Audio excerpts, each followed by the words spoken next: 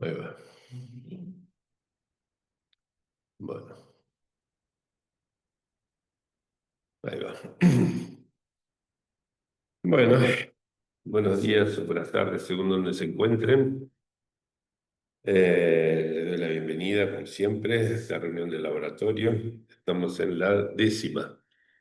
Eh, y siguiendo con algo que introduje como al pasar la reunión anterior, hoy me propongo comentar con ustedes algunas notas que tomé después de muchos años de un libro de psicología experimental. Eh, Realmente no pensé que fuera a hacer esto otra vez después de haber cursado la carrera de psicología, pero encontré cosas interesantísimas en ese libro que cité la vez pasada. La autora se llama Bénédicte de Boisson-Bardy y el libro se llama, en francés, Comment la parole vient aux enfants, de la naissance jusqu'aux 2 ans.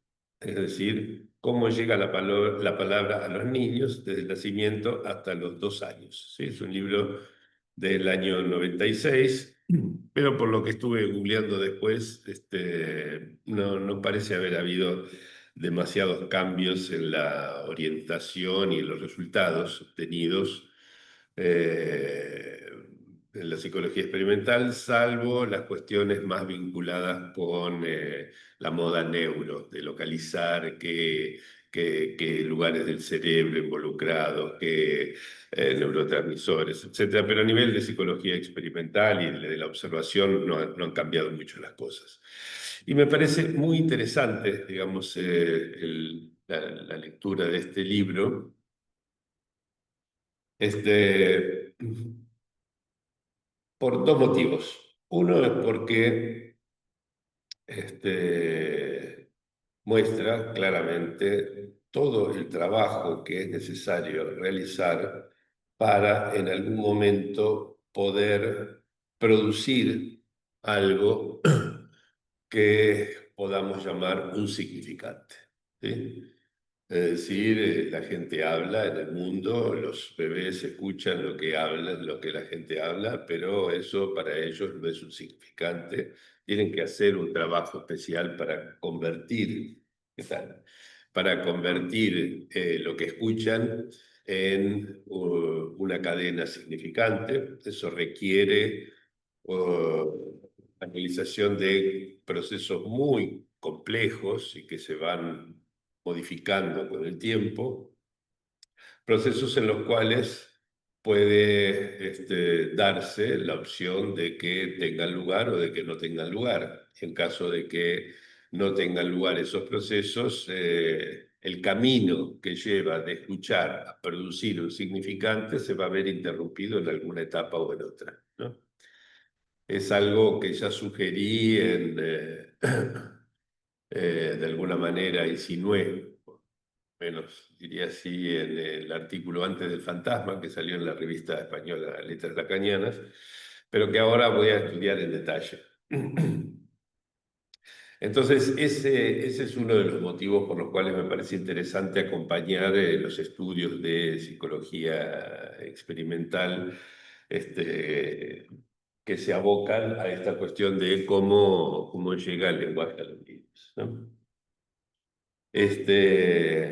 Pero además, me parece interesante por un segundo motivo, que es que me va a permitir profundizar en alguna medida en lo que hace unos años vengo llamando las funciones de lo imaginario y de lo simbólico, ¿sí? Funciones que no son lo mismo que los registros imaginario y simbólico de los cuales habla Lacan, ¿sí?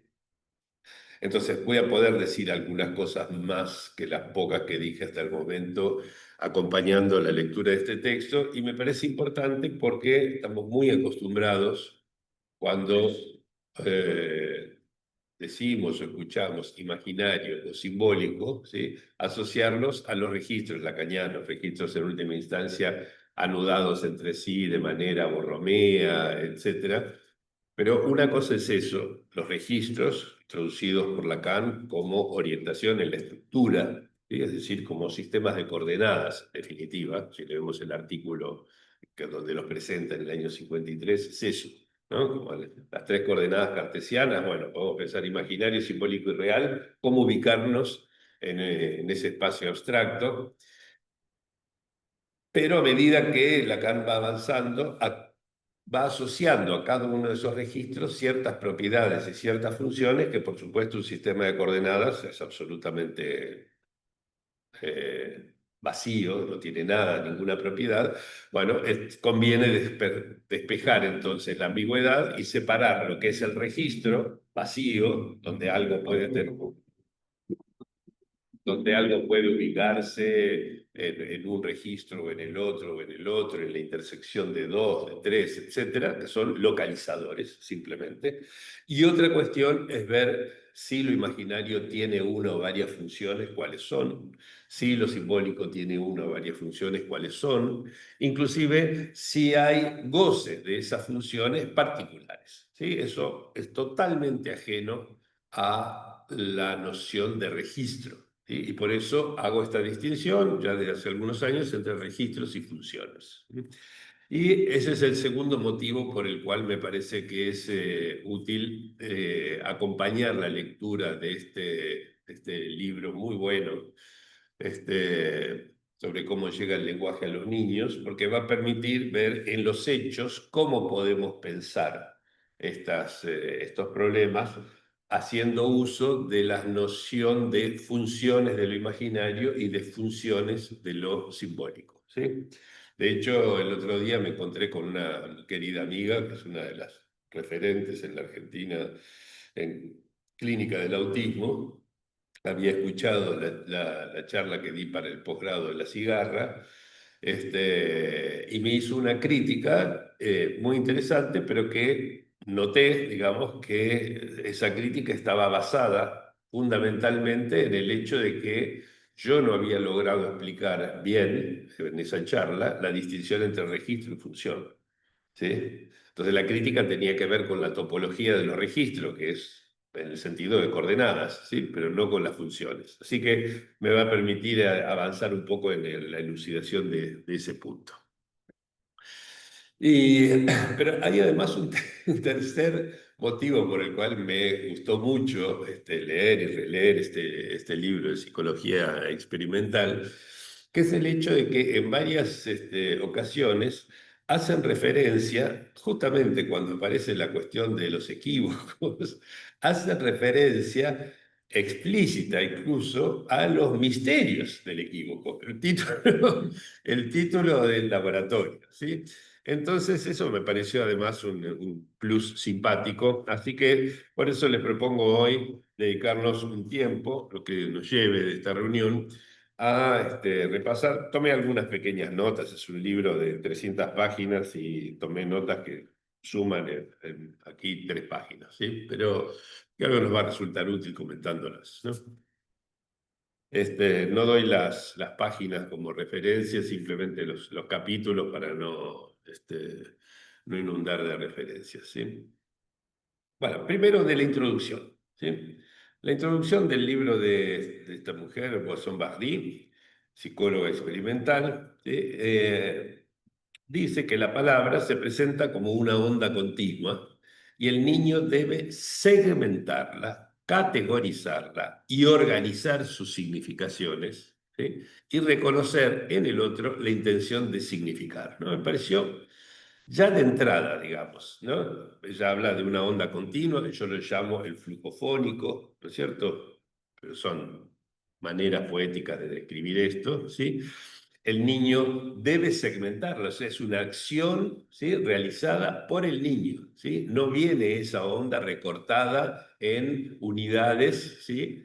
Ya delimitadas, sino que debe ser segmentada, ese flujo continuo debe ser segmentado, ¿sí? Y además debe hacerse un trabajo de categorización, de organización, aparte del hecho de reconocer, dice, en el otro, ¿sí?, la intención de significar, ¿sí? O sea, el niño debe ser capaz de, en algún momento, intuir, ¿sí?, que el otro quiere decir algo, ¿sí? Ese milagro, ¿sí?, requiere, en particular, ¿sí?, un funcionamiento particular de lo imaginario, como función.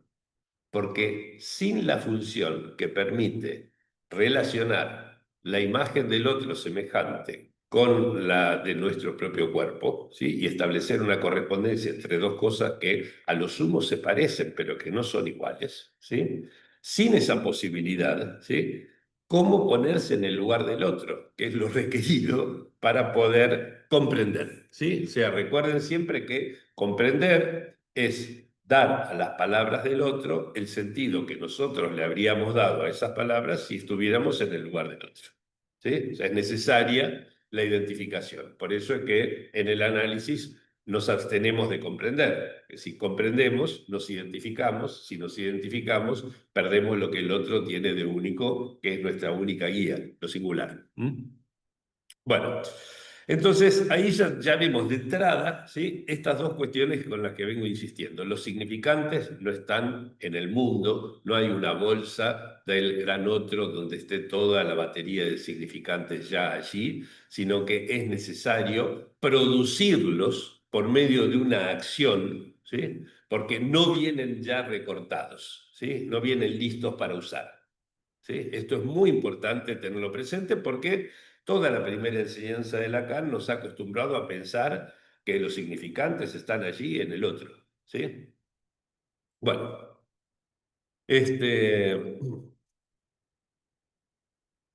y en esta introducción resume de alguna manera lo que va a desplegar a lo largo de no sé cuántos capítulos, son como 8 o 9 capítulos, que son como tres grandes etapas en esta adquisición del lenguaje entre el nacimiento, incluso empieza antes del nacimiento, hasta los 2 años, que es el recién nacido discrimina y categoriza sonidos, ¿sí? El bebé los segmenta, establece los cortes, y el niño atribuye sentido a las palabras y empieza a producirlas, a hablar, ¿sí? Ese es el orden, digamos, a grandes rasgos, con muchas variaciones individuales de cuando no hay etapas definidas de a tal edad, ¿no?, a tantos meses de edad, etcétera, eso es muy variable, pero sí seguro es que primero tiene que discriminar sonidos, ¿sí? Luego debe segmentar esos sonidos, es decir, hasta acá empieza uno y termina otra unidad, es decir, el problema, lo que Saussure llamaba la delimitación de las unidades lingüísticas, ¿sí? Y en tercer lugar es la atribución de sentido a las palabras, ¿sí? Ese sería como el gran recorrido.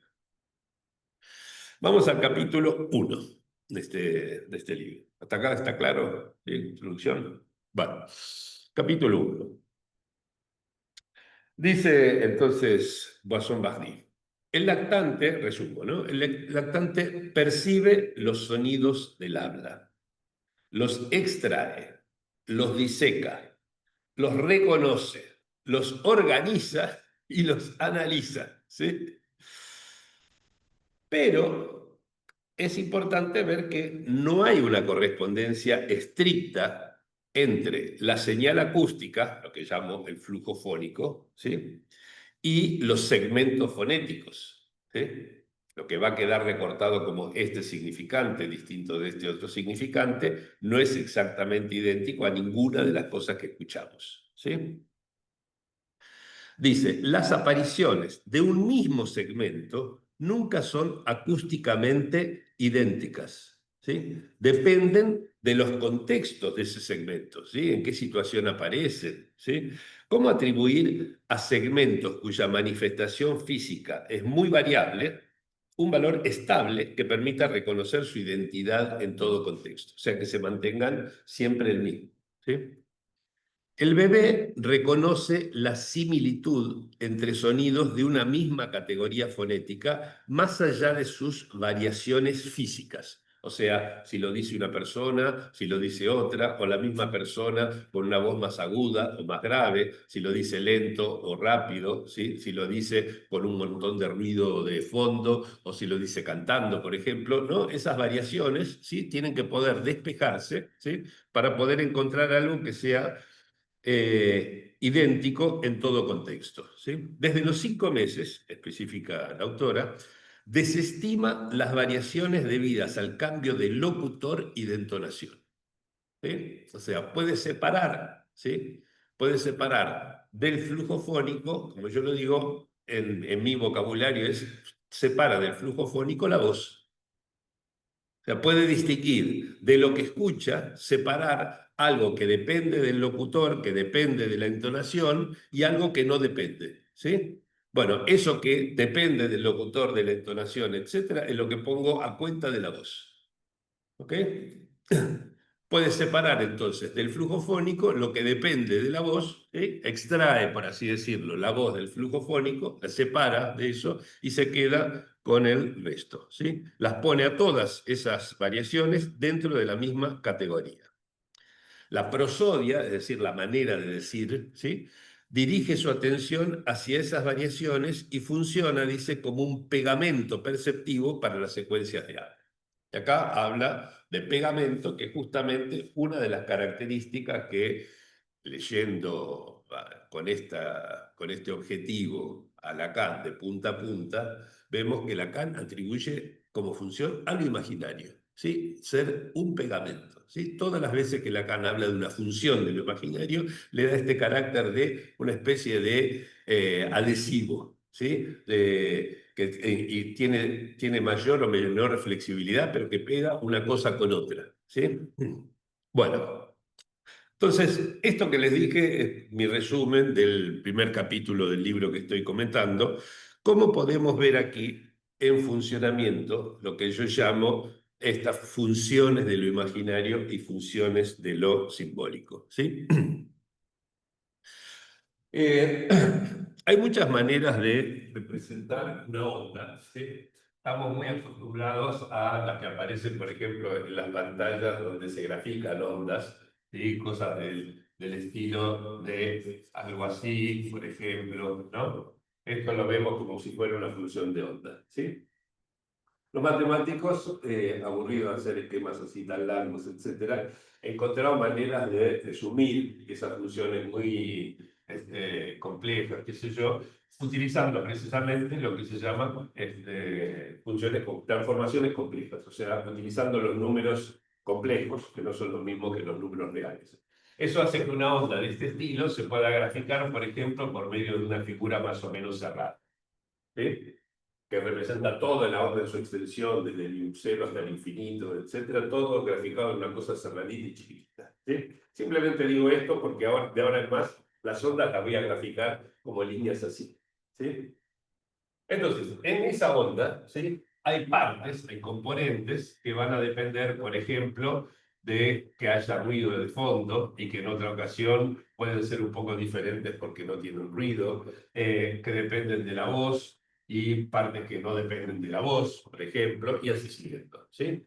¿Qué es lo que tiene que hacer la función del imaginario? ¿Sí? La función del imaginario debe poder, ¿sí?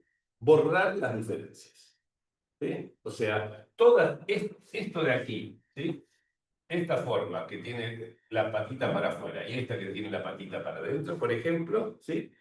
Tiene que considerarlas parecidas, ¿sí? Similares, ¿sí? Y digo, es una función del imaginario, no solamente siguiendo a Lacan, sino siguiendo los viejos estudios de psicología de la Gestalt. La Gestalt que decía, nosotros vemos algo así y decimos, esto es un círculo. ¿Sí? Si tomamos un compás y nos fijamos, no, es parecido a un círculo, pero lo vemos como un círculo, ¿sí? La Gestalt lo que nos permite es asociar una forma relativamente irregular a una más simple, por ejemplo. Pero no tiene por qué ir siempre en la dirección de la simplicidad. Lo que es seguro es que tiene que poder enlazar entre sí figuras que no sean completamente idénticas, ¿sí? Esa elasticidad, ¿sí? Que permite asociar una forma a otra, ¿sí? Que permite ductilizar, por así decirlo, el registro de manera tal que muchas cosas parecidas puedan ser consideradas más o menos idénticas a algo, ¿sí? Eso es una función característica de lo imaginario, ¿sí? ¿Qué pasaría? ¿Qué pasaría si no existiera esa función de lo imaginario o si funcionara de manera, por ejemplo, absolutamente rígida? Es decir, si no pudiera decir esto se parece a esto otro por una pequeña variación que tuviera, ¿sí? Es decir, si distinguiera tan detalladamente una cosa de la otra que no permitiera esa flexibilidad, que asociara entre sí formas más o menos parecidas, ¿sí? Sería imposible separar lo que se está escuchando respecto del contexto. Sería imposible separar lo que se está escuchando respecto del locutor, ¿sí? Bueno, son fenómenos que la clínica del autismo nos muestra como posibles, ¿sí? Es decir, que no puedan identificar una palabra dada en un contexto con una palabra dada en un contexto diferente. La misma palabra dada en un contexto diferente, no, no hay conexión, ¿sí? Por lo tanto, esto va en la línea de lo que la charla que di para el posgrado de la cigarra mencionaba como esta rigidez de la función imaginaria, ¿sí? En lugar de tener, es ser un pegamento, ¿cómo decirlo?, maleable, ¿sí? Que pudiera estirar las cosas, etcétera, funciona como si fuera la gotita. Pega una vez y no hay ninguna otra cosa que pueda venir a ese lugar, ¿sí? Al mismo tiempo, ¿qué quiere decir? ¿Qué quiere decir? Que todas estas cosas terminen pareciéndose a esta, ¿sí? Quiere decir que se tiene que poder, una vez hecha esta acomodación que produce lo imaginario, para decir todas estas formas se parecen a esta, por ejemplo, ¿sí? Se tiene que poder establecer entre el resultado de la función imaginaria y lo que está escrito en la memoria una correspondencia exacta y decir, esto es esto otro, ¿sí? Es decir, se tiene que producir entre una cosa y la otra una correspondencia uno a uno, ¿sí? Y esas correspondencias uno a uno, ¿sí? Donde una cosa encaja perfectamente con la otra, ¿sí? Se condice perfectamente con la otra, eso es lo que produce el encastre, ¿sí? Típico de los comportamientos autistas, donde lo vimos en una de las primeras reuniones, las correspondencias uno a uno no solamente son posibles, sino que encima son buscadas, anheladas, ¿sí? La búsqueda de reglas, de repeticiones siempre de las mismas cosas, etcétera, para que algo siempre encaje con lo mismo. O sea que podríamos decir, en el autismo, ¿sí? La función de lo imaginario, ¿sí? Tiene un comportamiento distinto de lo que ocurre en el caso del no autista, ¿sí? Y la función simbólica que produce ese encastre, ¿sí? Puede funcionar de la misma manera que funciona en los no autistas, ¿sí? No estaría alterada la función simbólica, sino la función imaginaria. ¿Está? Y la particularidad, digamos, es que ese goce del encastre, ¿sí? Del que vengo hablando hace muchos años, ¿sí? Ese goce del encastre cuyo reverso es la cólera, ¿sí? Cuando las clavijitas no encajan en los agujeritos, como decía Peggy y citaba Lacan, ¿sí? Ese goce del encastre debe ser tan brutal, ¿sí? Tan poderoso, ¿sí? Que basta con que una cosa no encaje con la otra para que el autista estalle, ¿sí? Esos estallidos que suelen tener los niños autistas, a niños, adolescentes, adultos también a veces, ¿sí? Tienen que ver con que ese goce que tienen de que una cosa encaja perfectamente en la otra no se produce, ¿sí? Por lo tanto, podemos decir, en el nivel de la función de lo imaginario hay diferencia, ¿sí? En el nivel de la función de lo simbólico no hay diferencia. Y tal vez el goce del encastre sea hipertrófico, digamos, en el caso del autista respecto de lo que es el caso de los no autistas. Son sugerencias como para ver cómo se enganchan entre sí estas dos funciones. No sé si queda un poco más claro esto, ¿sí? Yo había dado la imagen de este, para ver cómo funcionan conjuntamente lo imaginario y lo simbólico, daba la imagen de la construcción de una pared, ¿sí? Cuando no disponemos de una argamasa que tenga esa flexibilidad, esa adhesividad que permite asociar cosas que no tienen exactamente la misma forma entre sí, en ese caso es muy trabajoso producir eso, ¿no? Es como se hacen, por ejemplo, las pircas de Sacsayhuamán, ¿no? Las construcciones precolombinas, ¿no? Hay que cortar la piedra a la perfección, etcétera, ¿sí? Sin ninguna argamasa es complicado, digamos, ¿no? Con argamasa las cosas funcionan mucho más rápido, ¿no es cierto? Y no necesito tener los cortes perfectos entre una cosa y la otra, puedo levantar la pared rápidamente. También en esto me parece que la clínica del autismo acompaña la idea de estas funciones, ¿sí? Porque el autista puede entender, pero muchas veces cuando le hablan muy rápido no logra entender el final de la frase, ¿sí? Necesita pedir que se la repitan, ¿sí? ¿Por qué es esto? Porque el modo en que va ensamblando entre sí las unidades, una vez que logra recortar algo de eso, ¿sí? Es mucho más lento porque carece de esa flexibilidad de la función de lo imaginario. Estoy pensando en voz alta cómo se me ocurre que podrían estar asociadas estas funciones en el caso general y en el caso del autismo. ¿Mm? Paso entonces al... Sí, sí. La función simbólica podría ser igual tanto en el autismo como en los autistas. Podría no haber diferencia. Sí, exactamente. Sí.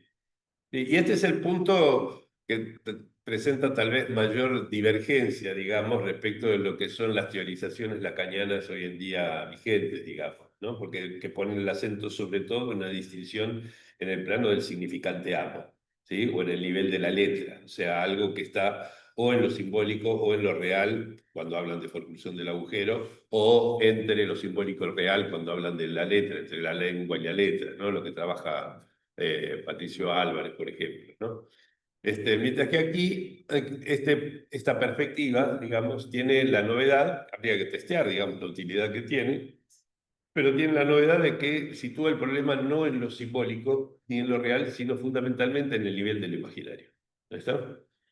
Eso es, bueno, es lo que hay que poner a trabajar y a discutir.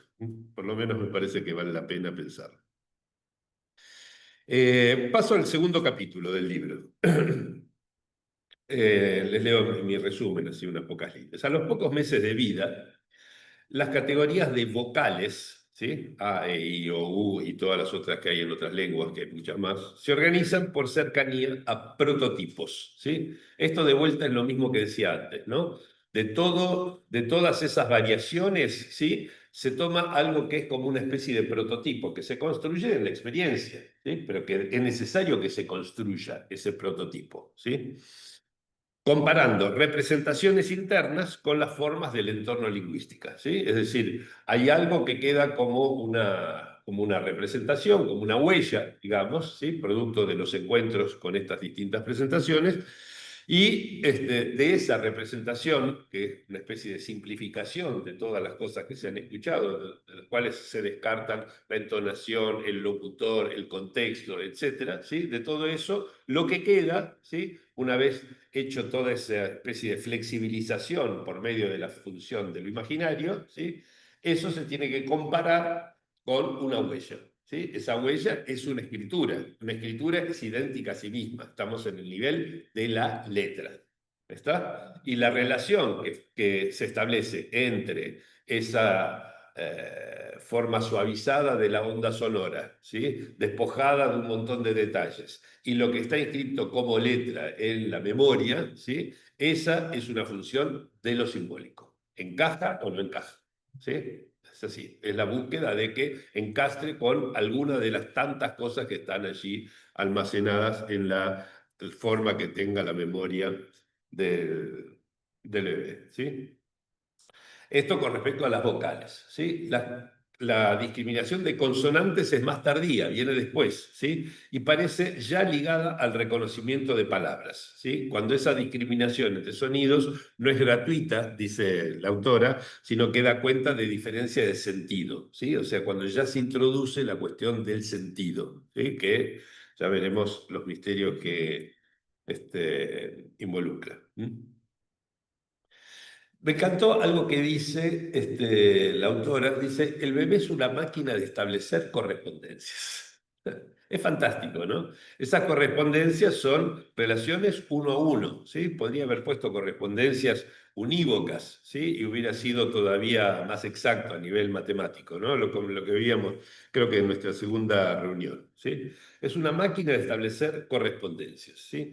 Sus producciones vocales, ahora cuando empieza a hacer sonidos, el laleo, los gorjeos iniciales, ¿no es cierto? Sus producciones vocales son modeladas por procesos de selección, ¿sí? O sea, al principio hace cualquier sonido, luego va descartando algunos sonidos y se va quedando con unos pocos, de todo lo que podría hacer con ese aparato tan maleable, digamos, que es el aparato fonatorio, ¿sí? Se va quedando con algunos pocos, ¿sí? Y dice, formas fonéticas y esquemas de entonación específicos de la lengua ambiente, ¿sí? De lo que sería la lengua materna, ¿no? La que escucha por allí, ¿sí? Se retienen esas formas en detrimento de formas no pertinentes para esa lengua. O sea, las que no se usan, ¿sí? Se van descartando, ¿sí? Y dice, este proceso comienza desde el nacimiento o antes. ¿Sí? O sea, esta discriminación, digamos, de cuáles son los sonidos propios, habituales de la lengua ambiente y cuáles no, puede empezar incluso en el periodo prenatal. Hacia los 10 o 12 meses, el bebé ya pierde interés por los sonidos no pertenecientes a la lengua. O sea, ese proceso de selección, ¿sí? Es un proceso que incluye, evidentemente, un aspecto libidinal. ¿Sí? Se interesa por algunos, no se interesa por otros. Es decir, que hay en la selección algo que es función de un goce. ¿Sí? En este aparato de lectura, ¿sí? El goce, como le vengo insistiendo, el goce tiene una función de comando. ¿Está? Goce de lo imaginario, de intuir cuál es la buena forma, goce de lo simbólico, que fundamentalmente goce del encastre, ¿sí? Y ese otro goce que tiene que ver con el interés por ciertos sonidos y no por otros, ¿sí? Cuya naturaleza es mucho más misteriosa porque está vinculada a la asimilación del sentido, ¿sí? Bueno, esto con respecto a segundo capítulo, ¿sí? Hay algo que en esto eh, corrobora desde un ángulo para mí sorprendente, inesperado, eh, lo que pude vislumbrar en la época de la pandemia, cuando revisaba Lacan sin el principio del placer, que era el hecho de que la estructura es fundamentalmente imaginaria. ¿Sí? O sea, que se accede por la vía de una función de lo imaginario a las estructuras, que por supuesto una vez accedida a esa estructura por la vía de lo imaginario, ¿sí? Hay relaciones simbólicas y posibilidades reales y todo lo que ya sabemos, ¿sí? Pero que la estructura es sobre todo un proceso de intuición imaginaria que, digamos, se queda, elige, ¿sí? Algunas cosas y descarta un montón de otras, ¿sí? No lo voy a recordar aquí, pero está en el libro de Nuevos Retoquecitos, donde hago esta argumentación y lo retomo después en algunos lugares más, creo, del libro que escribí. Pero me parece importante tener presente esto porque lo que los psicólogos experimentales llaman abstracción, ¿sí? Cuando dice, bueno, el chico debe abstraer de todas estas formas complejas algunas formas simples, ¿sí? Que son más abstractas. La abstracción en realidad es un proceso de reducción de detalles por la vía de la función imaginaria y de establecimiento de correspondencias uno a uno por la vía de la función simbólica. ¿Sí? Esto es lo que ellos llaman abstracción, ¿sí? Sin definir por otra parte qué es abstracción, ¿no? Digo, esto por lo menos le da una fundamentación, pero que en primer lugar, ¿sí? Es necesario producir esta especie de ductilización, de reducción de los detalles a cierta forma estable, ¿sí? Que luego es comparada con una huella, ¿sí? Es decir, con una letra. Bueno, paso ahora al tercer capítulo, vamos rápido. Tercer capítulo del libro de Boisson Bajo. Bueno, a los 8 o 9 meses, comenta, el niño suele considerar una cara de enojo como una broma, ¿no? Me gusta además cómo lo dice ella en el libro. Dice, si le hacen una cara como de enojo, por ejemplo, ¿sí? Parece que él siempre se considera que inocente, ¿sí? No puede ser que estén enojados conmigo, debe ser una broma. Entonces se ríe, uno le hace una cara de enojo, así, y el bebé se ríe, es decir, lo toma como una broma, ¿sí? Lo interesante es que en esa nueva forma de comunicación que empieza a aparecer por esa edad, 8 o 9 meses, ¿sí? Lo que el niño busca es entender e incluso rápidamente bromear, es decir, jugar con la comprensión, ¿sí? Quiere decir que ya en esa temprana edad se tienen que poder dar los indicios de la formación de polisemias y de equívocos, ¿sí? Es decir, tiene que poder existir la posibilidad de comprender y al mismo tiempo de burlar la comprensión, es decir, sorprender por la vía de la polisemia, del equívoco o ambas cosas, ¿sí? Eh, en la época, digamos, alrededor de esas 7, 8 meses, en que empieza a reconocer y a comprender las palabras como tales, ¿sí? Es decir, que va pescando algo del sentido, ¿sí? Algo que me parece interesante es lo que dice de la aptitud para aprender lenguas extranjeras, ¿sí? Declina muy rápidamente con la edad, ¿sí? Por eso conviene enseñarles a los chicos una lengua extranjera desde chiquitos, digamos, ¿no? Si uno quiere aprender ya de más grande es mucho más difícil, ¿sí? Hacia los 11 meses, dice, empieza a perderse talento para discriminar contrastes fonéticos no pertinentes en la lengua materna, ¿sí? Un ejemplo, no sé si ustedes saben que los japoneses no pueden distinguir entre la L y la R, ¿sí? No la R, sino la R, ¿sí? No distinguen entre ambas cosas, ¿sí? Eh, no lo distinguen al escuchar, ¿sí? Y no lo distinguen al hablar tampoco. Para ellos es un mismo sonido que suena parecido a algo intermedio entre una L y una R, ¿sí? Eh, entonces, yo los he escuchado, digamos, he preguntado a qué se debía eso, ¿sí? Y efectivamente, cuando ellos tienen que decir alguna palabra extranjera, por ejemplo, donde la distinción LR, LR, mejor dicho, es fundamental, suelen agregarle una U suavecita detrás de la R, porque se parece un poco a la L, ¿no? Pero digo, lo menciono esto, se puede ver esto en un montón de lenguas, digamos, ¿no? Pero lo menciono porque esta imposibilidad de distinguir entre dos consonantes o entre dos vocales parecidas o lo que sea, ¿sí?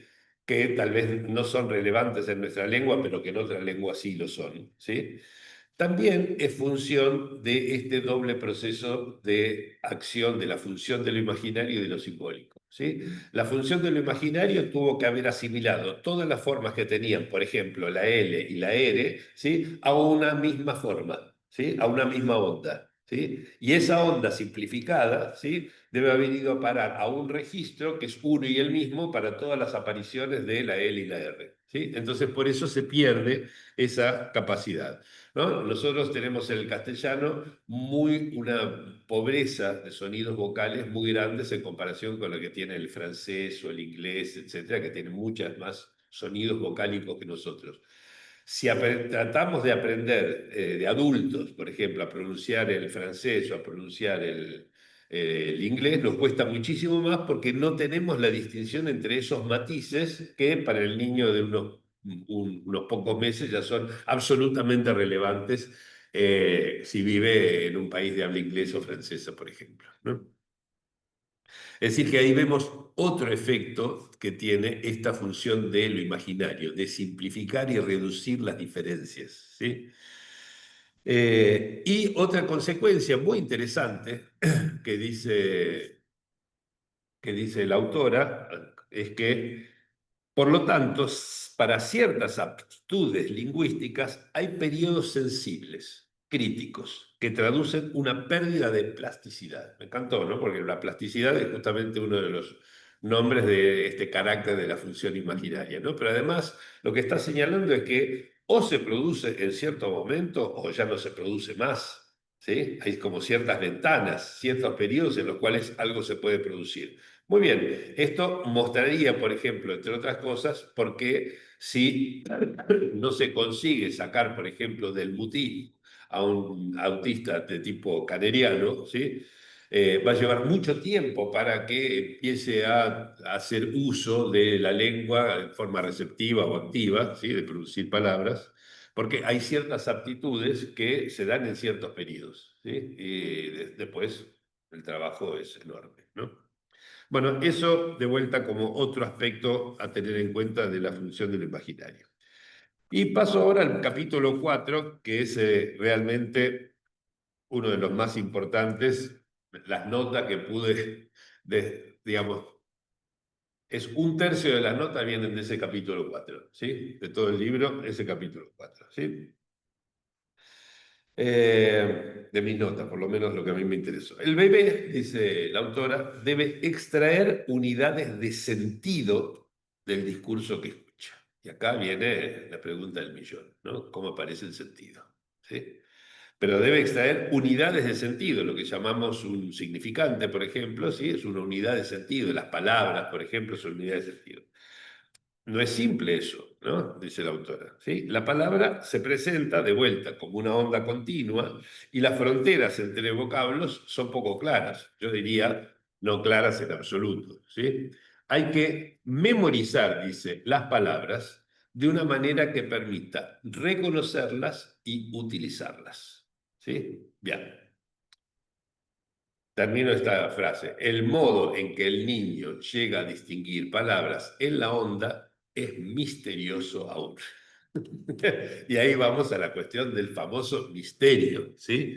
Porque una vez que nosotros escuchamos un flujo fónico, ¿no es cierto? ¿Sí? Y tenemos que producir esa acción que nos lleve a distinguir unidades con sentido, ¿sí? Como proponía Saussure, por ejemplo, ¿sí?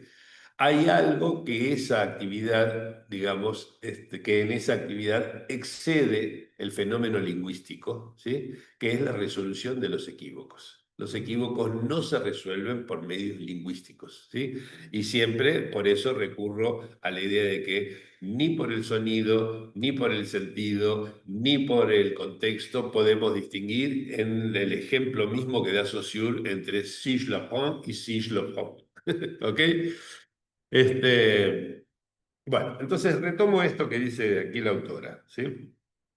Sobre el proceso ese que lleva del flujo fónico a distinguir las palabras. Dice la autora, entonces, en esto que leía recién, ¿sí? Que hay que memorizar las palabras, es decir, que hay algo que de todo lo que escuchamos, ¿no es cierto?, debe haber producido por la vía de esta reducción flexible de lo imaginario una buena forma que queda asociada a una huella mnémica, ¿sí? Es decir, algo escrito, idéntico a sí mismo, que tiene que permanecer idéntico a sí mismo, aunque pueda con el tiempo luego ir flexibilizándose, digamos, porque las huellas nunca son algo estático, digamos, ¿sí? Pero que pueda soportar el paso en el tiempo de muchas asimilaciones de estas cosas más o menos informes, reducidas por lo imaginario y, digamos, articuladas por una correspondencia unívoca con esa misma huella, ¿sí? Entonces, es necesario memorizar eso, pero además es necesario poder reconocerlas, es decir, volver a captarlas, ¿sí? Para utilizarlas, ¿sí? ¿Qué quiere decir esto? Quiere decir que debe poder accederse por medio de un proceso, llamémosle así, de búsqueda, ¿sí? A lo que está allí guardado en algún lugar, ¿sí? Y eso exige otra vez, ¿sí? Una función activa, ¿sí? Del bebé, ¿sí? Sin saberlo, inconsciente, por supuesto, pero donde tiene que poner algo de su parte, ¿sí? Para poder ir en busca de eso que está allí organizado de cierta manera. ¿Qué ocurriría? Vale la pena preguntarse, ¿qué ocurriría si una función de lo imaginario muy poco flexible o nada flexible o directamente inexistente como pegamento, ¿sí? impide hacer esa reducción de formas diversas a una única forma que luego será registrada. Todas las correspondencias podrán realizarse uno a uno entre algo escuchado y algo memorizado, pero con algo bastante parecido a se me ocurre el ejemplo de Funes el Memorioso, ¿sí? Donde decía que para Funes el perro de las 3:14 visto de frente no era el mismo que el perro de las 3:15 visto de perfil, ¿sí? No diría enloquecedor, pero lo que es seguro es que es imposible categorizar cosas, generalizar cosas, hacer, ¿no? Es todo un uno a uno, ¿sí? Una correspondencia uno a uno, ¿sí? Yo supongo que algo de esto debe haber estado en la intuición de quienes sugirieron este, como teoría, Maleval, entre otros, ¿sí? Como teoría para pensar lo propio del autismo, algo así como un congelamiento del S1, ¿sí? Como que solamente hubiera unos, ¿sí? Me parece, digamos, que lo que yo veo como cierta ventaja del modelo que yo propongo, ¿sí? Es que no presupone que tenga que existir un significante. De hecho, me parece que en el autismo inicialmente no los hay, ¿sí? Que es un proceso de producción que se ve fuertemente interrumpido y que además la causalidad psíquica que estaría en el origen de esa imposibilidad de articular el significante en calidad de tal dentro de la cadena está en una función de lo imaginario. No es un problema de lo simbólico, sino de lo imaginario. Y esto me parece que puede tener consecuencias clínicas interesantes que habría que explorar, ¿sí? Este, pero bueno, digamos, nos encontramos ya directamente en lo que la misma autora reconoce como que es un misterio, ¿sí? El misterio, ¿sí? Del modo en que el niño llega a distinguir las palabras en la onda. E inmediatamente a continuación habla de la elección rápida entre homófonos, o sea, cosas que suenan igual, ¿sí? ¿Cómo elegimos rápidamente entre dos cosas que suenan igual? Dos cosas que suenan igual, que escuchamos que suenan igual, eso es lo que constituye el equívoco, justamente. ¿No es cierto? Esa elección rápida, ¿sí? Dice la autora, puede provenir del sentido de la frase mediante indicios de la entonación o de la manera de decir, etc. Pero ese es el error de Saussure, ¿sí? Creer que del contexto, que de la manera de pronunciarlo se puede deducir, ¿no? Si yo digo si je la prends, ¿sí? En el mismo contexto, con la misma pronunciación, puedo cambiar la pronunciación, etcétera. Nadie me va a decir si lo que estoy diciendo es si lo aprendo o si la tomo. ¿Está? No hay manera. De todos modos, tiene que haber algo que pueda producir esa elección rápidamente, ¿sí? Y por lo tanto, dar origen todo el tiempo a malentendidos, en los cuales vivimos, nadamos en el malentendido, justamente por eso, ¿sí?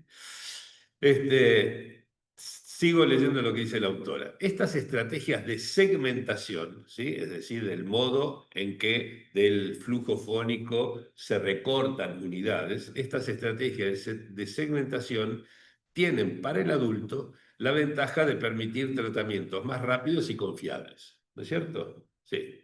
Muy bien, es cierto, ¿sí? Pero esa función es la que Lacan dice que corresponde a la de lo imaginario. Seminario 21, él lo llama lo imaginario porque no hace distinción entre registro y función, ¿sí? Pero a lo imaginario Lacan le asigna, ¿sí? La intuición de lo que hay que significar. ¿Sí? Lo imaginario intuye lo que hay que significar. ¿Qué sería una intuición de lo que hay que significar? ¿Sí? Es algo que asocia lo escuchado a una forma y no a otra. ¿Sí? Es eso. ¿Sí? Pero asociarlo a una forma y no a otra, que podría ser a la escritura si je l'apprends o a la escritura si je l'apprends, ¿sí?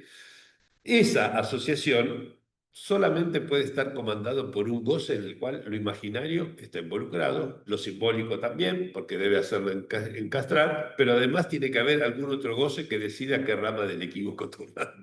¿Está? Por lo tanto, necesitamos apelar a una economía de tres goces diferentes, ¿sí? Para poder resolver el equívoco, ¿sí? Y esto nos lleva a decir, efectivamente, hay un aparato de lectura comandado por el goce, ¿sí? Que nos permite producir la cadena significante a la cual quedamos atados, enganchados, con suerte. Bueno, para bien o para mal quedamos enganchados. Bueno. Entonces, estas estrategias de segmentación, dice la autora, son muy útiles para el adulto. Y se pregunta, ¿son posibles para el bebé? Su segmentación solamente puede ser perceptiva, o sea, porque no entiende de qué están hablando. Para el bebé siempre la lengua es extranjera, ¿cierto? Entonces, solamente puede ser de tipo perceptiva. La capacidad, dice, de percibir indicios de fronteras en el flujo fónico. Se pregunta la autora, ¿cuándo y cómo sirve para organizar unidades de sentido? O sea, para recortar esto como significantes, ¿sí? Dice, se segmentan primero unidades largas definidas por la entonación. Por ejemplo, las frases, ¿sí? Que, supónganse, no sé, en francés empiezan generalmente con un tono grave y terminan en agudo, ¿no? Vieron que los franceses hacen al revés que nosotros, que en general arrancamos con un tono mediano, ¿sí? Le damos un poco de énfasis en el principio y solemos terminar en forma grave. ¿No? Esas modulaciones de melodía de las frases son las unidades más grandes con las cuales se empieza a establecer cierto recorte, más bien musical, ¿sí? Que no tiene que ver con las unidades significantes. Entonces dice, se segmentan unidades largas definidas por la prosodia y agrupables bajo un perfil de entonación que es una buena forma. Otra vez la resonancia a la Gestalt, ¿no? Lo que se considera una buena forma. ¿Sí? No hay mejores formas unas que la otra. No son mejores formas la entonación del francés que la del castellano, ¿no es cierto? Simplemente se lo considera una buena forma cuando coincide con eso que se repite habitualmente. Esas unidades facilitan identificar estructuras más finas que permitirán identificar palabras. Es decir, primero se toma la unidad más amplia, ¿sí? Y luego se puede empezar a prestar atención a lo que ocurre en el interior de esa unidad más amplia. El niño ocupado en detectar las unidades descubre, dice, hacia los 8 o 9 meses, que es este punto de viraje, ¿sí? Que esa organización de sonidos transporta sentido. Gran misterio. ¿Cómo hace para ver que transporta algún sentido? ¿Sí? Evidentemente, lo imaginario tiene que tener, las funciones del imaginario deben ser prevalentes en esto. ¿Sí? Por un lado, debe haber la posibilidad de identificarse con el semejante, ponerse en el lugar del otro. El otro está queriendo transmitir algún sentido. ¿Sí? Tengo que poder ponerme en el lugar del otro, cosa que no está garantizado en absoluto. ¿Sí? En segundo lugar, tiene que funcionar esa intuición de lo que hay que significar propia de lo imaginario. Dos funciones de lo imaginario ya tenemos en juego, ¿sí? Para esto. Por lo tanto, y además tiene que esto captar mi atención. Es decir, debe haber un goce vinculado con eso que compita con otros goces como para que esto sea prevalente y no me distraiga de otras cosas que me resulten más interesantes, ¿sí? Otros goces que me llamen. No, no olviden que si dejamos de lado el principio de placer y revisamos toda la teoría psicoanalítica sin el principio del placer, nos queda como motor del aparato fundamentalmente la búsqueda incesante y afanosa de goces de las más variadas cualidades y tonalidades que se pueden imaginar, ¿sí? El parletre, ¿sí? El cuerpo hablante, es un buscador de goces, ¿sí? Y por lo tanto lo que comanda, ¿sí? Es siempre los goces y su economía, ¿sí? Que si gozo de esto más, gozo menos de estas otras cosas, ¿sí? Hay una economía en eso. Voy a interpolar en medio de esto, creo que no voy a terminar con las notas ni siquiera tan breves que tomé, pero quiero interpolar aquí la lectura, traducido, resumido un poco de un fragmento de un libro muy interesante, que es una autobiografía de un autista, pero escrito conjuntamente con su madre. Eh, el autista se llama John Barron y el libro es, yo lo tengo en inglés, no sé si está en castellano, es There is a boy in here, ¿no? Hay un muchacho aquí. Pongo el apellido aquí, pueden escribir. Este es el apellido. Creo que se llama Judy, la madre, y John. Judy John Barron, y el libro se llama There is a boy in here. Bueno, creo que me lo bajé de internet. A ver si se ve ahí. Sí, creo que se ve. There's a boy in here. Bueno, es un libro, es impactante realmente. Estaba comentándolo con Lilia ya antes de que empezáramos la reunión. Muestra muy bien la tremenda desesperación sobre todo de Judy, la madre, digamos, que porque el padre se iba a trabajar todo el día, tenía dos trabajos encima, así que era ella la tenía que estar, sobre todo con ese chico, era un infierno para ella, para el hijo, e incluso, bueno, poco menos infierno para la hermanita menor después.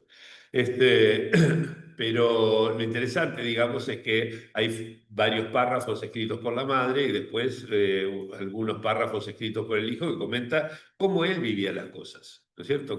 Qué era lo que a él le pasaba, ¿no? Cuando ya pudo adquirir el lenguaje, salir un poco de esa especie de encierro característico del autista, puede decir por qué hacía las cosas que hacía en una época en que no tenía para él mucha relevancia las nociones de causa y efecto, etcétera, ¿no? En fin. Pero que les quiero leer algo de la página 52 de este libro en inglés, ¿sí? Donde el muchacho dice que él odiaba hacer lo que le pedían, ¿sí? Y que no era lo que él quería, ¿no? O sea, le decían, por ejemplo, que se quede quieto y él quería moverse, ¿no? Él odiaba hacer eso que le pedían cuando no coincidía con lo que él quería, ¿sí? Y menciona a continuación, ¿sí? Los juegos de repetición que él mismo inventaba, ¿sí? Donde, por ejemplo, tiraba una cosita y lo volvía a levantar, tiraba otra vez la cosita y lo volvía a levantar, ¿sí? Los juegos de repetición que inventaba eran sus preferidos, porque en ellos, dice, no podía fallar. O sea, hacía una cosa y obtenía un resultado, hacía otra cosa y obtenía el mismo resultado, una y otra vez. Es decir, que establecía, podríamos decir, lo que Kanner, en el artículo del 43, llamaba la sameness, ¿no? La mismidad, ¿sí? Era siempre lo mismo, ¿sí? O sea, yo prefiero llamarlo relación unívoca, ¿sí? Establecía una relación unívoca, ¿sí? Suelto el lápiz, se cae, y si tomo el lápiz, lo suelto, se cae otra vez, y así siguiendo, ¿no? Juego de repetición, donde se puede pasar el autista horas y horas haciendo lo mismo sin aburrirse, no solamente sin aburrirse, sino, presten atención a la palabra que él utiliza ahí, juegos de repetición, o sea que había un goce en esa repetición, ¿sí? Era un juego, era divertido, era lo que más le llamaba la atención, lo que él quería era jugar a eso, ¿sí? Y si le decían que parara de repetir eso, entonces dice... En caso contrario, ¿sí? En caso contrario, si no era un juego de repetición, él podía fallar, ¿sí? Y presten atención a lo que dice, ¿sí? Y entonces, ahora ya lo leo en primera persona, si hacía otra cosa, podía fallar. O sea, podía, por ejemplo, si tenía que tirar una pelotita en un cesto, capaz que no entraba justo en el cesto, ¿sí? Podía fallar. Y entonces frustrarme, dice, y encolerizarme. Esto me parece interesantísimo, ¿sí? Podía frustrarme y encolerizarme. ¿Por qué me parece tan interesante esto que es del día a día, de la vida con los autistas y de la clínica con autistas, ¿no? El momento en que se rompe el circuito de la repetición, ¿sí? Me parece interesante por lo siguiente, ¿sí? Hace muchos años, invitado por por el Centro de Estudios sobre el Cuerpo, acá en la EOL, algunas jornadas, introduje en un trabajo que titulé Legoland, y que está en alguna compilación de artículos míos, creo que Psicoanálisis y Ciencia, me parece que está. Introduje una noción que es la de el goce del encastre, ¿sí? Y la mostré, pero en infinidad de ejemplos de actividades de la vida cotidiana, etcétera, ¿sí? Y en particular dije que ese goce del encastre, ¿sí? Que es el goce de encontrar la piecita justa que encaja con esta otra, poder resolver el rompecabezas poniendo cada cosita en su lugar, pero al mismo tiempo encontrar el valor de X que satisface la ecuación, ¿no? Que va justo con todo el contexto, ¿no? Y que encaja ahí, etcétera. Encontrar el modelo que describe los datos experimentales, todas estas variantes de eso, inclusive armar un sistema que cierre por todos lados, como daba el ejemplo de Santo Tomás y su suma teológica, ejemplo. Bueno, di ejemplos de los más variados, ¿sí? Y además di un ejemplo de lo que es su reverso, di varios ejemplos de lo que es su reverso, que es qué nos pasa, qué nos pasa cuando el encastre se nos vuelve imposible. Cuando, como decía Peggy, ¿sí? Las clavijitas no encajan en los agujeritos, ¿sí? Esa es una de las definiciones que daba Peggy y que Lacan toma en el seminario 9, si mal no recuerdo, de la cólera, ¿sí? Y que pusimos a trabajar en el famoso ENAPOL titulado Odio, Cólera e Indignación. Se hicieron muchos trabajos al respecto, ¿sí? ¿Qué quiere decir que montamos en cólera cuando las clavijitas no encajan en los agujeritos? Quiere decir que constantemente gozamos de que las clavijitas entren en los agujeritos, y cuando nos topamos con algún impedimento, nosotros, no solo los autistas, todos nosotros, ¿sí? Entramos en desesperación, ¿sí? En cólera, nos enojamos, podemos llegar a romper todo, ¿sí? Porque hubo algo que no encajó con lo que esperábamos. Cuando contamos con una función de lo imaginario que nos dé cierta maleabilidad, eso nos permite, de alguna manera, lidiar con la frustración de que las clavijitas no encajen en los agujeritos de una manera tal vez más civilizada, ¿sí? Pero ¿qué pasa si no existe esa función elástica de lo imaginario? Si solamente contamos con el goce del encastre, buscamos que algo encastre y de pronto no encastra, ¿sí? La cólera va a ser un fenómeno cotidiano, ¿sí? Y eso es algo que se observa efectivamente en la vida y en la clínica de los autistas. ¿Está? Entonces, me pareció muy interesante este comentario autobiográfico de John Byrne, ¿sí? Que es, en caso contrario, de si no podía hacer el juego de repetición, en los cuales no podía fallar, ¿sí? En caso contrario, podía fallar, y entonces frustrarme y encolerizarme, ¿sí? Por ejemplo, encontraba una rutina que le importaba mucho, ¿sí? Le importaba mucho, por ejemplo, no sé, tirar objetos por el balcón, ¿no es cierto? En algún momento le dice que pare de tirar los objetos por el balcón. ¿Pero cómo? Si es la actividad en la que una cosa siempre sigue a la otra, encaja perfectamente el gesto de tirar con la acción que sigue, ¿no es cierto? Una y otra vez, etcétera. Entonces, gritos, cólera, berridos, etcétera, estallidos. O sea que esta función me parece que es muy importante tener presente cómo puede haber entre una falta de elasticidad de la función del imaginario, ¿sí? Y un goce preponderante del encastre propio de la función simbólica, ¿sí? Una combinación que dé cuenta de lo fundamental de la vida del autista, ¿sí?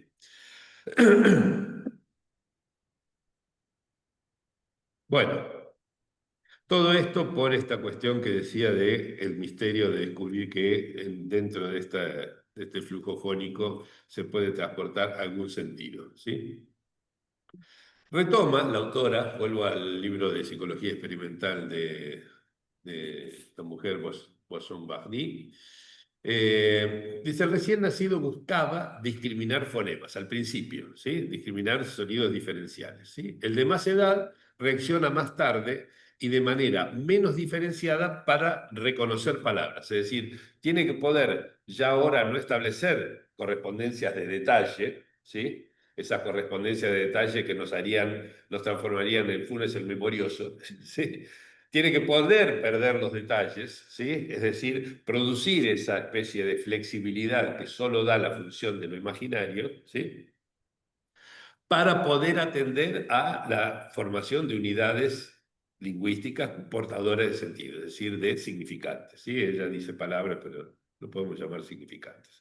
Aprende, dice el bebé ya un poco de mayor edad, que en su lengua ciertas sucesiones de fonemas son imposibles al comienzo o al final de una palabra y que otras son frecuentes o posibles, ¿no? Eso yo lo mencionaba cuando di las 4 maneras de leer el equívoco no era mar, en una de las primeras reuniones, ¿no? Donde decía, bueno, podemos recortar así o así, pero en la lengua castellana no podemos empezar con ramar, ¿sí? Porque no tenemos una R débil al principio de las palabras. Puede haberlo en italiano, en guaraní, en japonés, pero no en castellano. ¿Está? Y eso nos dice, por acá no se puede recortar una palabra como principio de una y final de la otra, y principio acá. ¿Está?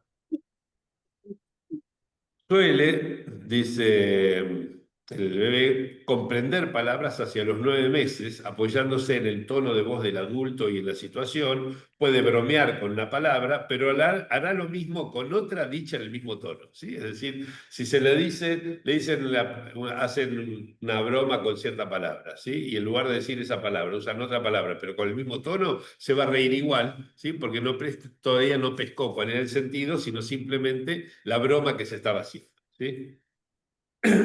Identifica formas sonoras, las enlaza a contextos y memoriza la relación entre ambas cosas, ¿sí?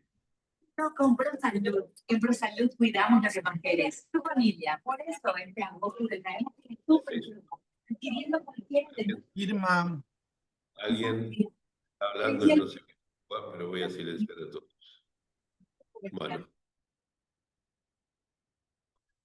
ahí está. Disculpen, alguna interferencia. Bueno, prosigo un poco más con este capítulo. No voy a terminar de comentar este libro esta vez, pero quiero ir paso a paso.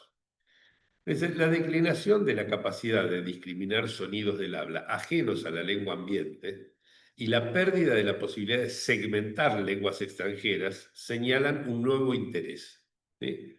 El de codificar palabras. Reconocerlas antes que intervenga la comprensión requiere adecuación estricta entre la forma memorizada y la presentada. En cambio, el niño de 7 u 8 meses logra ignorar dimensiones como la voz, el timbre del locutor o la prosodia, pero es sensible al cambio de una consonante o una vocal. ¿Sí? ¿Se dan cuenta cómo hay una función de lo imaginario que separa todo lo que es del orden de la voz, del locutor, del timbre, la musicalidad, etcétera, ¿sí? Pero de lo que queda, ¿sí? Es muy estricto en cuanto a diferenciar una cosa respecto de otra, ¿sí? Para establecer esas correspondencias uno a uno, es decir, lo que la autora llama aquí codificarlas, ¿sí?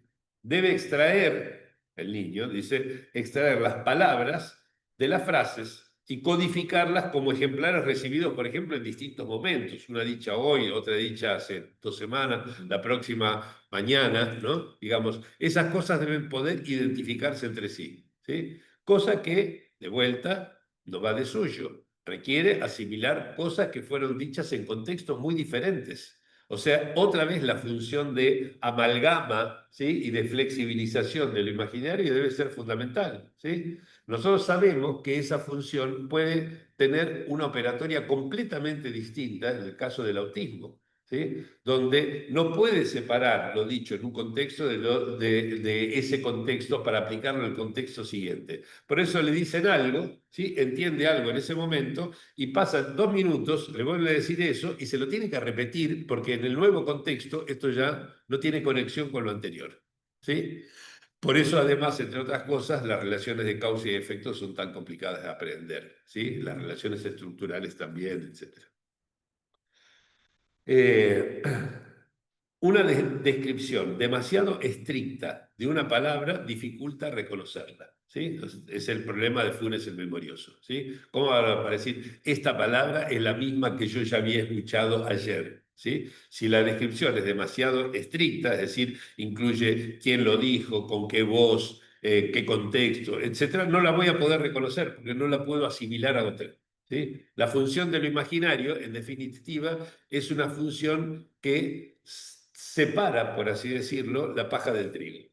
¿Está? Se queda con algo que considera fundamental y un montón de otras la consideran como detalles deleznables, carentes de importancia. El ajuste entre la representación de la palabra memorizada y los nuevos ejemplares de esa palabra nunca es bueno. Va cambiando el locutor, cambia la pronunciación, cambia la entonación e incluso la inserción dentro del discurso, ¿sí? Un punto crítico, dice la autora, se alcanza cuando empieza a atribuirse significación a la palabra, ¿sí? No sabemos cómo. ¿Sí? El niño está atento al sentido, a memorizar y representar formas a las cuales pueda atribuir significación. No sabemos cómo, pero si aceptamos la propuesta de Lacan, esa es una función, de vuelta, de lo imaginario, que intuye lo que hay que significar. ¿Ok? Cuando se plantea la extracción de las palabras, o sea, cómo del flujo fónico extraemos palabras, ¿sí? El descubrimiento de su sentido, ¿sí? Cuando nos planteamos ese problema, cómo se descubre el sentido, me encantó. La experimentación trastabilla. O sea, lo que puede hacer el psicólogo experimental, ahí ya no sabe cómo hacer, ¿sí? Porque se vuelve a topar con el misterio, ¿sí? De cómo se llega a distinguir las palabras dentro de la onda. ¿Sí? No se sabe cómo es eso. ¿Sí? Sigue siendo un misterio hasta hoy. Creo yo que ese misterio justamente tiene que ver con que si hay algo que no se puede medir es el goce. ¿Cómo hacemos para? No existen gozómetros. ¿Sí? No existen aparatos que nos permitan ver de qué se goza, cuánto se goza, etc. El único que puede decir si goza un poco más o un poco menos, eso lo planteé en la época de Pasos hacia una economía del goce, es el propio cuerpo hablante. ¿Sí? Solamente puede decir gozo más, gozo menos, ¿sí? Pero no hay manera de establecer ahí una cuantificación. Eh,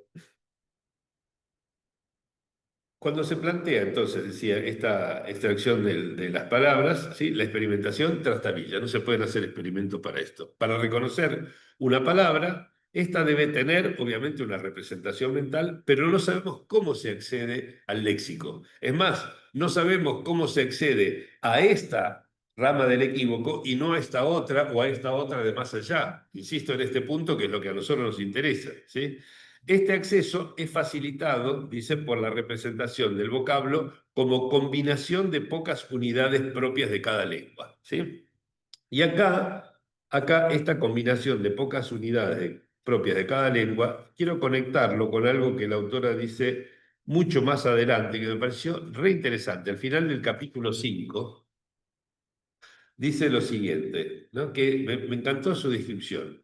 ¿Qué es tener algo que todos hemos vivido? ¿Qué es tener una palabra en la punta de la lengua? ¿Vieron cuando tenemos, no? Dice, por ejemplo, dice, sabemos cuántas sílabas tiene, con qué letra empieza, ¿sí? Y sus posibles terminaciones, pero nos falta todo lo demás, ¿sí? Dice, el niño afronta problemas similares todo el tiempo. ¿Sí? O sea, ese problema del reconocimiento, ¿sí? ¿Con qué asociamos esta palabra? ¿Cómo hacemos para recuperar esta palabra de las cosas que están allí almacenadas de cierta manera en alguna forma de memoria? ¿Sí? Es muy interesante. Y lo que ella dice, la autora dice, ¿no? Sabemos cuántas sílabas tiene, con qué letra empieza, posibles terminaciones, son todos pequeños rasgos en los cuales evidentemente se ha descompuesto la huella de la palabra buscada. ¿Sí? O sea, se caracterizan, se categorizan por cantidad de sílabas, por tipos de terminaciones, ¿sí? Es evidente que encontrar terminaciones parecidas debe ser algo que nos haga experimentar cierto goce, si no, no se entiende, por ejemplo, el goce de la poesía con rima, ¿no? La letra inicial, que nos sirve como regla mnemotécnica, no nos acordamos de una palabra, empezamos a recorrer el alfabeto por orden a ver si empieza con A o si empieza con B, y nos resulta mucho más fácil así encontrarlo, ¿sí? Es decir, que a esto me parece que se refiere claramente la autora, aunque ella no lo remita a esto, cuando dice que el acceso al léxico es facilitado por la representación del vocablo como combinación de pocas unidades propias de cada lengua, ¿sí? Esta representación, dice, surge de las huellas némicas dejadas por diversos ejemplares de esa palabra, ¿sí? De todas, ¿sí? Quedó una huella simplificada, ¿sí? Por esta función del imaginario que crea una buena forma que de buena no tiene nada, digamos. Simplemente es una forma asentada, aceptada. Es más abstracta que cada huella individual. Abstracta tiene que ver, la abstracción es esta función de lo imaginario, de vuelta, ¿sí? Pues debe responder por todas. ¿Cómo responde por todas ellas? Porque lo imaginario siempre nos lleva a esta misma forma y la podemos poner en correspondencia unívoca con la huella némica, ¿sí? Función de lo simbólico. Aceptar la equivalencia entre las distintas palabras y sus representaciones, ¿sí? Demanda que la palabra se represente de modo esquemático y no detallado. Eso es fundamental como función del imaginario, esta pérdida del detalle, ¿sí? Lo imaginario lo que hace es esencialmente borrar una enorme cantidad de detalles. Si los detalles no se borran, ¿sí? Tenemos un funcionamiento totalmente distinto, ¿sí? Por ejemplo, es lo que permite a un autista mirar una página de una guía telefónica, por ejemplo, y poder recordar todos los nombres, apellidos, números telefónicos, etcétera, ¿sí? Poder registrarlos todos ellos así. No se produce esa pérdida fundamental que introduce lo imaginario, ¿sí? Lo imaginario, entre otras cosas, tiene que ser una función que nos permita olvidar detalles, ¿sí? Para retener algo, ¿sí? Esta elección, que es abstracción, conserva lo pertinente, dice. Bueno, pertinente quiere decir que nos resulta útil o agradable o gozoso, ¿sí? Pero alguna función del goce está presente de vuelta en ese funcionamiento de lo imaginario.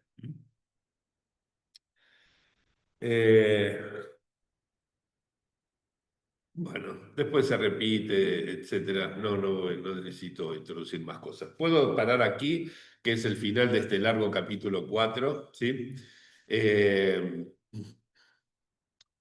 O tal vez con una cosita del capítulo 5 para ver cómo esta autora se asocia conmigo en criticar un aspecto del modelo de Maleval. ¿Se acuerda de Maleval? Dice que lo que hay es una prevalencia del signo, ¿sí? Que el signo es una relación, establece una relación con la cosa representada y que eso sería la rigidez propia del autismo, etc. ¿Sí? Lo que dice esta autora, dice que el niño solo enlaza la forma sonora escuchada con el objeto que le presentan en el caso de los nombres, y que ese no es el asunto en general, ¿sí? O sea, solamente cuando se trata de una nomenclatura podemos atribuir a esto una relación de tipo sígnica, ¿sí? Es decir, una relación entre el signo y el objeto, ¿sí? Pero solamente en el caso de la nomenclatura. El caso general, ¿sí? No responde por esto, y lo que nos muestra, digamos, los experimentos que hacen esta persona, que los ahorro, por supuesto, digamos, no me interesa contarles los experimentos, es que se extrae las unidades de sentido del flujo fónico por medio de operaciones que no tienen el carácter de relaciones cíclicas, ¿sí? Bueno, esto está dicho en el principio del capítulo 5, pero voy a reservar algunas de mis notas para más adelante, así nos quedan, aunque sea 10, 15 minutitos para conversar. Quien quiera participar de aquí, habla directamente a través del Zoom, abren sus micrófonos y los escuchamos. Gerardo. Hola. Ah, perdón. ¿Quién está hablando? Habla, Rosana, habla. Sí, ok. Simplemente, a ver, simplemente, ¿qué tal, Gerardo? ¿Qué tal? Saludo a toda la gente del Zoom y de presente. No sé por qué. Rosana, no lo veía quién habla. Sí, ¿Sí, no? ¿Me escucha bien? ¿Me escucha bien? Bien. No, porque esto siempre me trae así todo esto que venís desarrollando, sobre todo cuando vos hablabas, por ejemplo, de cómo es que podemos, por ejemplo, tener tantas palabras, en qué lugar están, dónde están las palabras a las que acudimos, por ejemplo, para hablar. Bueno, yo me acordaba de esa famosa frase, el saber no tiene lugar, ¿no? Pero yo lo traduciría o lo traduzco escuchando, el significante no tiene lugar, porque yo recuerdo que Lacan lo trabajó, por lo menos toda una parte de la enseñanza, el significante como una ausencia, ¿no? Entonces, cuando vos dices el autista puede recordar, es tan memorioso como Funes porque recuerda toda la guía telefónica, por ejemplo, es porque ahí me parece que no está funcionando como el significante, porque el significante tiene la propiedad de ausentarse. Efectivamente, Rosana, yo lo que subrayo es que el significante no está allí en el mundo, sino que es producto para cada uno de una operación muy compleja, ¿sí? Y que sospecho que esa operación no tiene lugar al menos en cierta parte del espectro autista, ¿sí?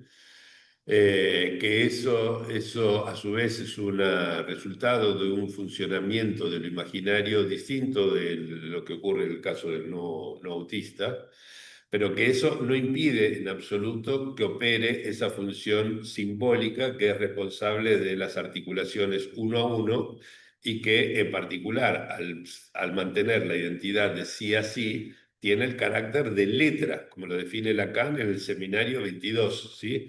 La identidad de sí a sí es carácter propio de la letra, ¿sí? Entonces, puede haber letra, ¿sí? Puede haber correspondencia uno a uno, puede haber funcionamiento de lo simbólico, y sin embargo que no se produzcan significantes, tal como vos lo decís. Creo que es este el sentido de tu comentario, ¿no, Rosana? Si no, corregime. Y también de que, por ejemplo, Miller en Biología Lacaniana, ¿no? Él ahí relaciona el significante con la ausencia y al signo con la presencia, ¿no? Porque es cierto que la enseñanza de Lacan, por lo que entiendo, hacia el final, va articulando el significante al goce, ¿no? Y por lo tanto aparece algo del orden de la presencia, porque también lo va, es como yo comprendo a Lacan, es que lo va llevando al significante hacia el signo Lacan, ¿no? Hacia su última enseñanza, ¿no? Ya no es ese significante sociriano, sino más bien es un signo, porque en el signo está también lo del goce que vos transmitís muy bien acá. Pero bueno, un poco esa es la... Sí, sí. Me hace cortocircuito. Cosas que deberíamos revisar con mucho cuidado a partir de no suponer que el significante esté en el mundo. Sí, hay muchas cosas que deben ser revisadas. Bien, ¿qué más? Gracias, Rosana, te agradezco el comentario.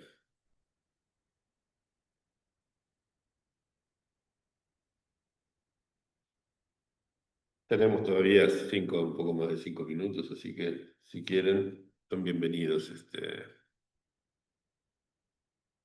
comentarios, preguntas, críticas. Suelo ser criticado por yo criticar muy frontalmente a los otros autores que leo, pero bueno, sabrán disculpar, es la única manera que tengo de pensar. Y como padezco del síndrome de honestidad intelectual, me resulta muy difícil de disfrazar. Así que a quienes se sientan heridos porque toco a veces un poco brutalmente a los autores que aman, les pido disculpas, pero al mismo tiempo es lo que a mí me permite pensar. Sin pensar contra, sin pensar así en oposición, no lo logro. ¿Eh? No sé, algunos no lo toman muy a bien, lo toman bastante horrible, te digo, por los comentarios que me llegan. Pero lo que quiero decir es que yo al revés tomo muy a bien cuando me hacen comentarios críticos, ¿sí? A mí la crítica me enriquece, ¿sí? Así que si tienen que hacer comentarios críticos, son muy, muy bienvenidos.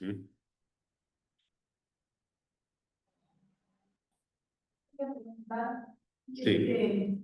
Respecto a la diferencia que se podría pensar en un tratamiento de un autista, según esta concepción más, como decías, autores que hablan de la problemática en registro o en la función simbólica o pensarlo en la función imaginaria. ¿Qué diferencia podría haber en la práctica?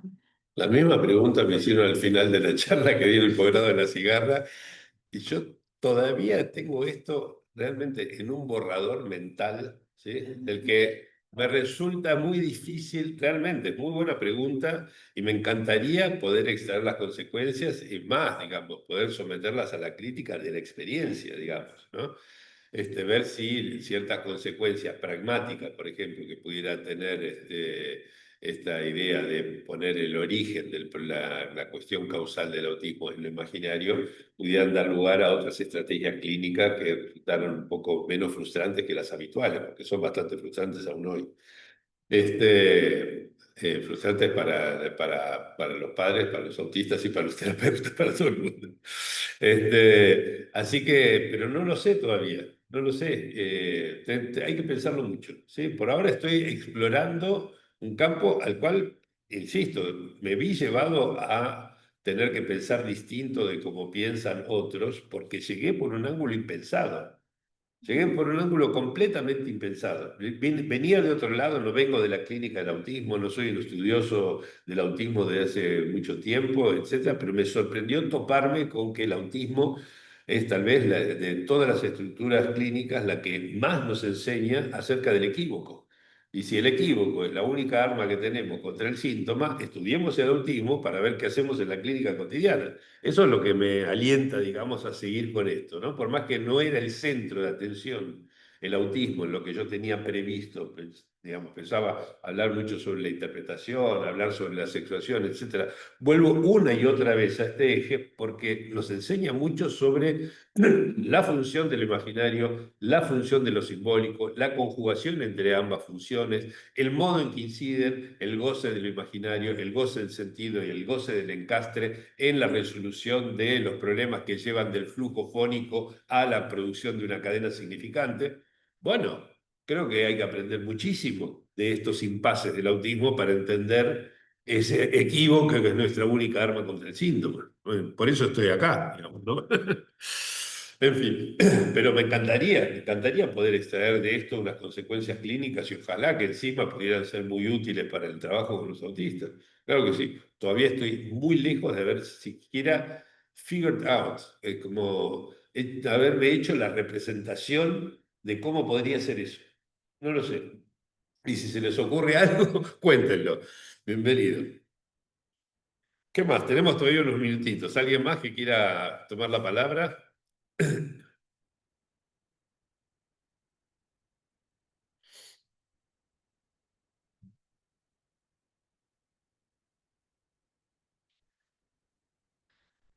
Bueno, entonces, les digo, no sé si la vez que viene o la otra, voy a retomar el final desde el capítulo 5 en adelante de este libro maravilloso que sigue hablando de los misterios del equívoco hasta el final. Les aviso que yo no estoy seguro de poder estar en la próxima reunión, que sería el jueves, voy a estar de viaje, digamos, el jueves 2 el segundo jueves, perdón, de septiembre. Si voy a poder estar, eh, el link que voy a enviar es el de siempre, ¿sí? Si no voy a poder estar, de todos modos voy a enviar un link, pero que va a ser diferente para que sea el link que maneja el administrador correspondiente. Así que estén atentos a que no necesariamente va a ser el de siempre, el de la próxima vez, ¿sí? Yo de todos modos, siempre unas horas antes, un día antes, mando el recordatorio y ahí en caso de que sea otro link lo enviaré. Bueno, podemos dejar entonces acá, nos veremos en el segundo jueves de septiembre. Sigan bien. Mm, mm.